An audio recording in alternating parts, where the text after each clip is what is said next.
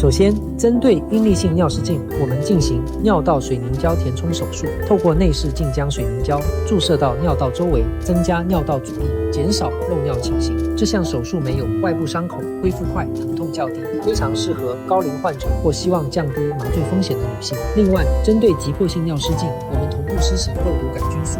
神经调控治疗，借由注射肉毒杆菌素，降低膀胱肌肉过度收缩的情况，改善尿急、频尿以及急迫性漏尿的症状。两项治疗可以在同一次麻醉下完成。治疗成果：手术后，患者原本尿急、来不及上厕所的问题明显改善，咳嗽、打喷嚏造成的漏尿情形也大幅减少。过去1年，中国医药大学附设医院妇女泌尿科有超过60位混合型尿失禁的患者接受手术治疗，整体改善率超过80%，且没有明显后遗症。